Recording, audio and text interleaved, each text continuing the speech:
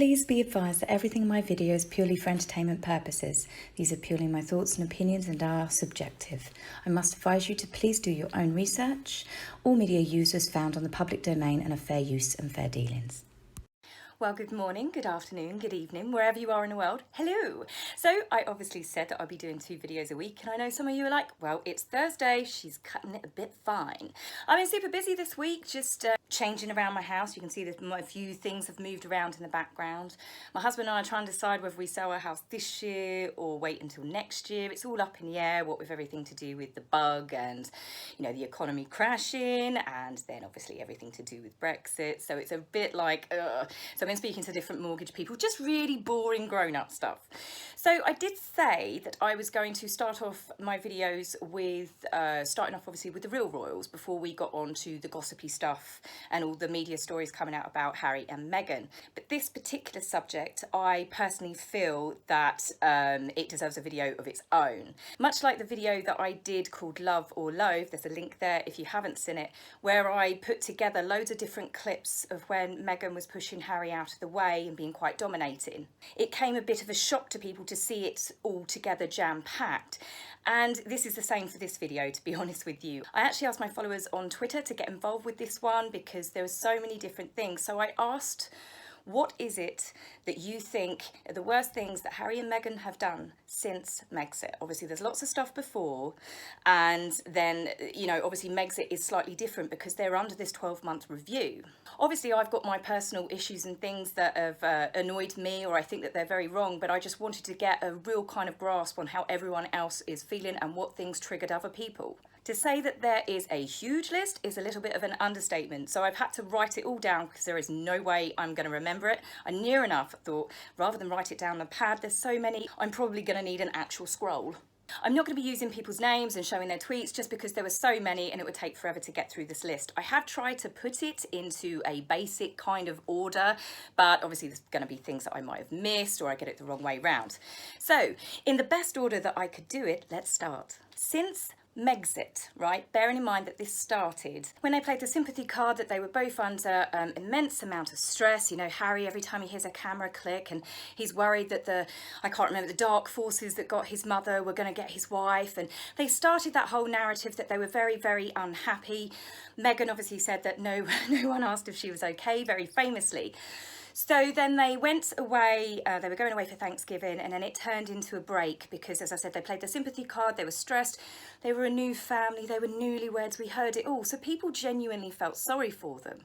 As it turns out, that 6-week break was, or 8-week break, however long it turned into, was actually them plotting and scheming. So already at this point, they were using basically things that affect people emotionally to cover up the fact what they were intending to do. So I'm going to reel off the list because it's going to be a lot easier. Feel free to add anything that I have forgotten. They told everyone that they were moving to Canada and they were there to stay. They wanted to do basically their time in Canada and time in the UK because it was a Commonwealth country. That was the line that they fed. Turned out that was a lie. When they came back from Canada, they only gave the Queen and Charles 20 minutes notice before they launched their list of demands. They didn't discuss it at all with Charles and the Queen. They were completely blindsided by it all. But I think the most shocking thing for people was they had already decided what their intentions were, what role they were going to do, what their demands were, and they posted that onto social media or just gave it to the media in general. They'd never discussed it with the Queen, never discussed it with Charles. I mean, it was one of the rudest, unbelievably rude things that I think that they could have possibly done. You wouldn't even do that in a standard job, would you? It's like texting your boss saying, I'm never coming back. And, you know, expecting all of the privileges and saying, but I'm keeping the company car, I'm going to keep the laptop, I want you to still pay my wages, I want this, I want that. It was just absolutely shocking for most people, especially because when Meghan came on the scene, she got everything she wanted, including that extortionate wedding. I mean, the list is endless. They used charities in Canada for photo opportunities and have not since really been in touch with them. Do you remember, obviously, Meghan out in Canada doing a couple of these? This was feeding the whole narrative that they were going to work and do charitable efforts in Canada as well as the UK. Turned out it was all a lie, wasn't it? It was all a big cover-up. She knew and he knew that they were going to LA. The farewell tour, which turned into a catwalk show, it was a photo opportunity. It was just about stealing headlines. Bearing in mind that they only became full-time working royals. Meghan, she was only really 18 months, 72 engagements, and they did a big farewell tour like they'd been part of the monarchy for 20 years or something.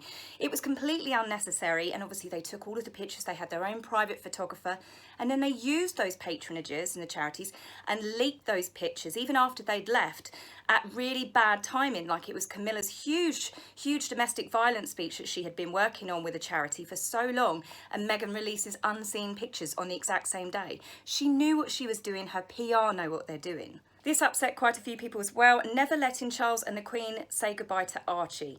That's very true. If you remember, they took Archie when they went away for Thanksgiving. Archie has never come back into the country since. This has raised a lot of questions. People have said how cruel it is, especially obviously with the Queen and Philip in their twilight years. There's so much room for speculation about why that was done. Leaving Canada without so much as a thank you to the hospitality that the Canadians showed them, plus the simple fact that the Canadians were footing part of their security, you know, out of their taxes. And they didn't even say thank you. They completely lied to them. I know on the island, Saanich, I think it was, and they welcomed them up there, and they basically protected them reportedly from reporters and the media, and they kept it kind of quiet, and then they just buggered off and didn't even say thanks, cheers, they were gone. To say that has left a bitter taste in the Canadians' mouth is a little bit of an understatement. Since leaving, they have done nothing but bash the monarchy, bearing in mind that they got everything they wanted when they joined it, everything they wanted, you know, what Meghan wants, Meghan gets. They had tours, £1 million wardrobes, they met kings and queens all around the world, they had that extortionate baby shower. I know that her friends reportedly paid for some of it, but that was still taxpayer security that went over there with her, and she behaved like she was Audrey Hepburn. I mean, seriously, it's still one of the worst things that have really put people off Meghan. They fast-tracked her into the monarchy, they gave her more advantages and more help and patronages, and Catherine had to wait years for that. They really did give Meghan a massive leg up, and then they said that they wanted to leave, and, you know, the Queen, obviously they can't stop them, but the Queen was still very forgiving. She gave them 12 months. I mean, a lot of people said that shouldn't have been done. It should have been a lot more cut and closed, because look what they've done since. Vicious stories have come out about Catherine being mean, Sophie being mean, everyone was mean. It's that whole story, isn't it, how they were victims, how they weren't protected, how they weren't looked after, and it's just unbelievable when you look back at how Meghan was truly welcomed, not just by the royal family, by the UK British public as well. They've basically tried to turn the American audience, saying that the British are racist, they have race baited, they've called the UK a racist country, and we are one of the most multicultural countries in the entire world. If anything, I would personally say that we are leaps ahead of certain parts of America. Quite a few people have written in, and they have also said that one of the things that really gripes them is how Meghan flipped the switch. She used it, and she's never, I mean, when she was in South Africa, she all of a sudden, you know, she was a sister, she was a woman of colour, but she'd never actually, it was the first time she'd ever said that, and people said that she's used it, she's manipulated her audiences, and you have to admit there was a hell of a lot of race baiting, a lot of racial tensions that were stirred up because of this. Everyone thinks that Meghan was treated unfairly. She really wasn't. Never calling out their fan base when they are one of the, if not the worst fan base for a celebrity anywhere in the world. I mean, that's not all of them. Obviously, some of them do some great things for charity and they raise money, but there are a certain number of them that are vile. They attack reporters, anyone that dares speak up against Harry and Meghan, people on social media. They do death threats, they harass, they target, they dox people. They are absolutely disgusting, and they have attacked Harry's family quite a lot. I mean, they've actually got their own little anti-Catherine, and they're vile. It's a nasty little club. And Harry and Meghan are thanking them all the time. This one's great in people. They wanted to have their own court, and then they wanted to be half in, half out, didn't they? The Queen said no, absolutely not, and that's exactly what they're doing now. She pretends to be a duchess when it suits her, then they're one of the people, and then the next minute they're merging their titles, everything's the Duchess of Sussex. They are absolutely taking advantage of this position, and the Queen said no, and this is what they are currently doing. This is a good one. Transferring donations that were given to the Sussex Royal, and also when William and Catherine from the, when they had the group foundation charity, they transferred whatever funds when Harry and Meghan were together and part of it to Sussex Royal, and all of those funds got transferred to Travelist, which is Harry's own limited company. So that people are upset about that, saying there should be a lot more transparency. Where did those donations go? Have they actually gone to charity? It all seems a little bit shady and a little bit wrong. They lied about wanting to protect Archie and keep him a private citizen away from the spotlight. Obviously that has completely gone to pot now, hasn't it? Not having respect enough to tell the Queen face to face they were leaving despite everything they had been given. I mean, how could they do that? I mean, it's his grandmother that has absolutely adored him his whole life, who he did have a close relationship with until a certain someone came on the scene.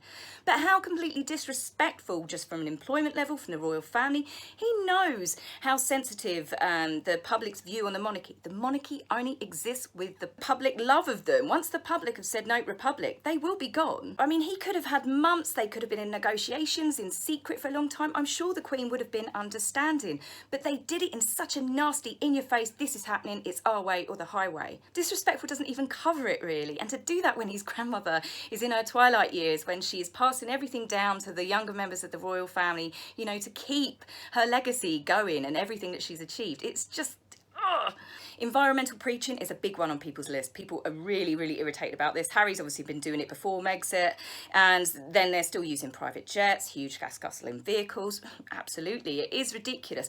All of the other royals do talk about, obviously, the environmental, with William doing a lot of stuff with David Attenborough, but they're also not preaching to people how to live, which is the big difference with Harry and Meghan. They are constantly telling us that we need to change, we need to do this, the world must do this, whilst they are not actually doing it themselves. Jumping bandwagon to bandwagon with no real commitment to any one cause, and it's always something that's current in the headlines. Anything that's in the headlines that's big, whether it's someone on Dancing with the Stars or The Voice, I can't remember, there were so many different things. Up they popped, a video. Couldn't give his friend support behind the scenes. No, Harry had to, you know, have a video link put up on Strictly, and, you know, Meghan with the Archie singer. I can't remember the name of all these programs.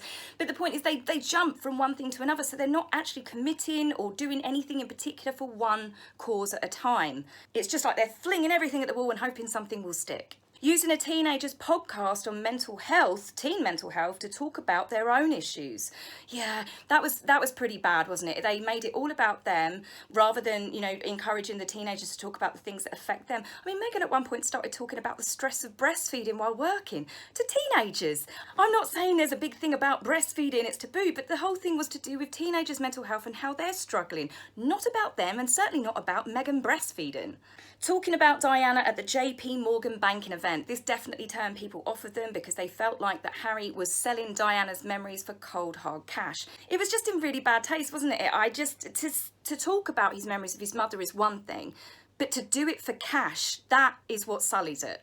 Taking photographers to every charitable endeavour that they do and only staying long enough, now we've had lots of reports about this, that they only stayed long enough to get the key shots with their own photographer and then they left. There was one exception that Omid Scobie spoke about where Harry stayed for a whole 4 hours on a hot day in California. What a trooper. This one definitely irked a lot of parents, especially out in LA. They are not allowed to go into schools, even to drop off their kids' lunchboxes, pencil cases, and it must be very, very tough when your child is at the age of nursery age. You know, you like to go in and see your kids and check on your kids and actually walk them in, especially when kids are upset. But because of what's going on with the worldwide bug, they're not allowed. But Harry and Meghan actually went in, bearing in mind these restrictions are in place, and took photographs of other people's children and released them through their media. This was definitely a big no-no for a lot of parents. The actual nursery did come under fire as well, because if parents are not allowed to walk in their own children to school, how are these two, just because of who they are, allowed to do this? So this definitely upset and ruffled a few feathers. Oh, this one's been aggravating people from all around the world, using their position of president and vice president of the Queen's Commonwealth Trust to imply that there is deep-rooted racism within, race baiting, trying to stir up trouble for the Queen's, one of the biggest things that she has done throughout her entire life, which is absolutely huge. They spoke about it like they were talking about, you know, the British Empire. Harry was given that position by the Queen as an honour, and Meghan, they made up the vice president position for her to keep them both happy. And that's how they repay the Queen, to turn around and say, this wonderful thing that my grandmother has done, we need to really start looking at it and picking apart the, you know, the unbiased racism and all the colonialism and stuff. Harry, shut up, you don't even know what you're talking about. And Meghan clearly has no idea what the Commonwealth is all about.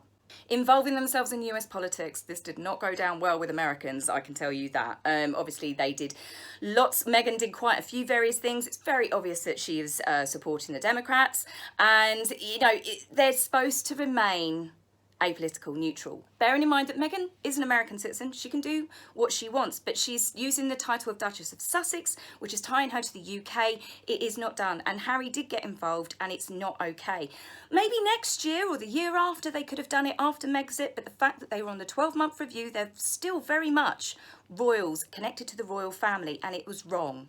Not having the decency to even consult the Queen over Spotify and Netflix deals, bearing in mind every deal that they do for cash is meant to go to the royal family for the aides, for their lawyers, solicitors to dissect and to make sure that they are keeping up with the Queen's, with the Queen's standards, I guess. How are they behaving royal enough? Are these deals acceptable? But they didn't. They just spring it on everyone, and just the Queen didn't know, the royals didn't know. Next minute they're selling videos.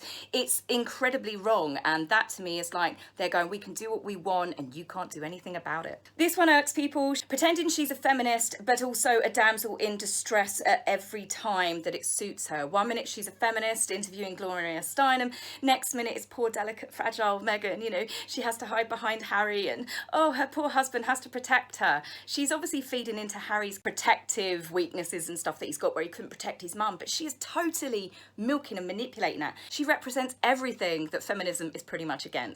Lying about contributing to Finding Freedom. Most people with a brain cell knew. I read Finding Freedom, bits of it, and the biggest telltale was it read exactly Meghan's style of writing as her Tig blog. It's sugary, it's sickly, it's sweet, it's like Mills and Boon on acid. It was just gross. And, there was so many stories about that she had handed over secret diaries and stuff, but she denied that she had anything to do with it. She doesn't even know Omid Scobie. Yeah, sure. Pull the other one. Most embarrassingly, she's recently had to admit that she did feed information. They've obviously sugarcoated it a little bit because it wasn't a big hoo-ha in the media. But the point is she has had to admit with this upcoming court case that she lied and she has been given information to Finding Freedom. Tell us something we don't know. Now, the biggest one that has irritated, disgusted and put even fans off of them was the Remembrance Sunday stunt. This has upset people from America to Canada to Australia, all over the world, because it was just unbelievable. Harry had asked to lay a personal wreath, to have someone lay a personal wreath from Harry and Meghan on Remembrance Sunday.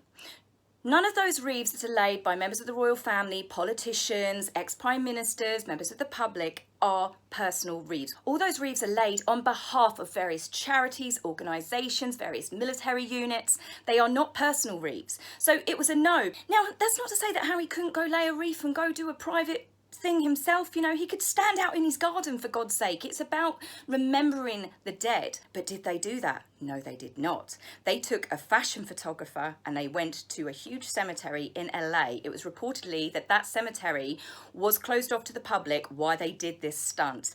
And it has absolutely been the worst, most disgusting thing thus far, I think, that they have ever done. And I can't see there's any coming back from this. They walked over the graves of US veterans. They posed for photographs. Meghan was dressed more royal than what she did when she was in the royal family. But it was the sad faces and Harry bowing his head.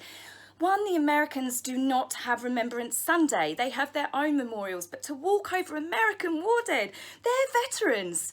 For Harry to do this, which was quite clearly a PR stunt, and the fact the Queen had said no, it was like a toddler tantrum. I'm going to do it anyway, and I'm going to let the world know. Using Diana and Archie to direct traffic to their website and Spotify. Yeah, they're pretty much using Diana, aren't they? Again, it's pretty gross. It obviously is Harry's mum, and he's free to do what he wishes, but I feel like that they are using Diana, as do many people. And then as for Archie, one minute they want to protect him, they're going to bring him up as a private citizen, and then they're using him to get traffic to their Spotify. Listen to the cute baby. Lots of people are disgusted at all of the news reports that have come out as well, that they are actually, if you so much as log onto their website to be nosy, they keep your data and they actually sell it on for profit. Now, I know lots of websites do this, but theirs in particular, I think it is more, they are definitely going to sell it on. So just be careful if you want to be nosy. I would personally just wait until the media talk about it, but there has been lots and lots of people complaining about the fact that they want privacy, and again, it's that absolute hypocrisy, but they'll sell your personal data to make a profit. Another one was the fact that they signed to Netflix.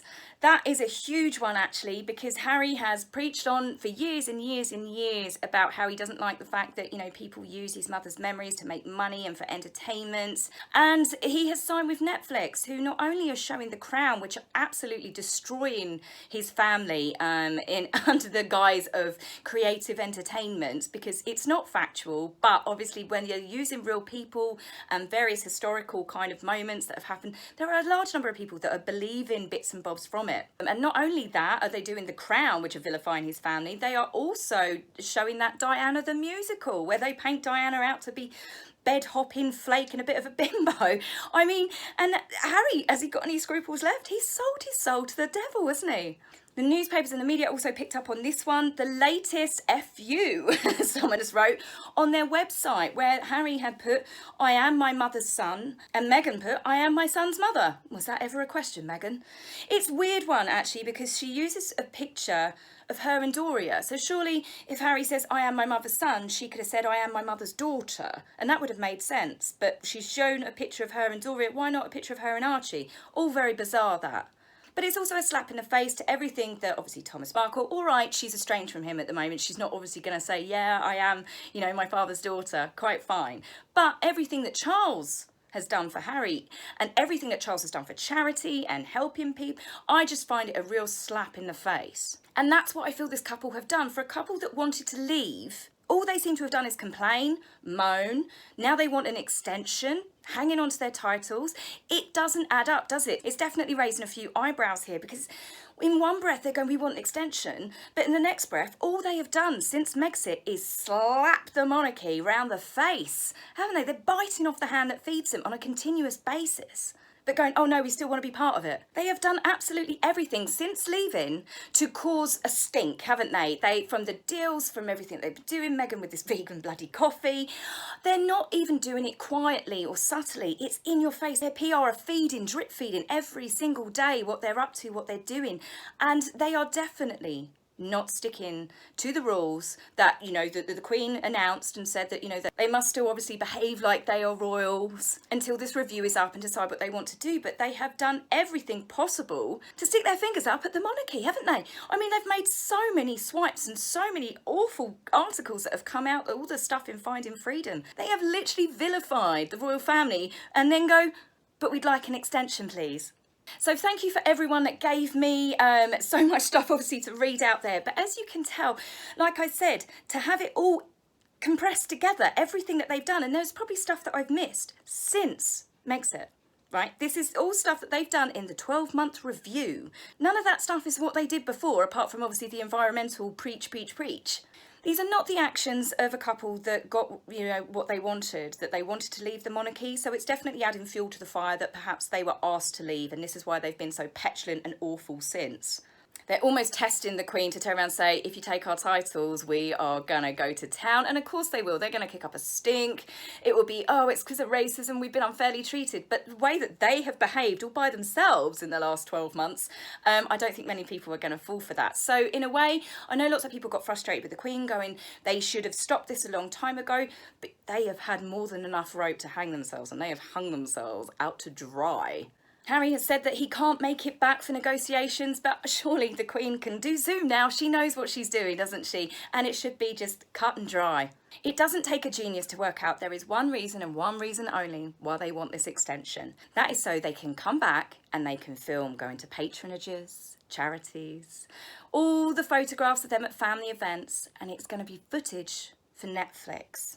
Because without the royal family and without the patronages and without the titles, they've got nothing else to sell. So I hope you enjoyed the video. I will be back with another one soon, because I think Meghan is slipping something into Harry's vegan coffee because his ego is just out of control. So I will be back with you guys very soon. Take care for now. Bye. If you like my video, please remember to like and subscribe. Please, angry typists, you will be blocked, so save your fingers the time. If you would like to buy me a coffee, please go to my About page and click the link. Love, Taz.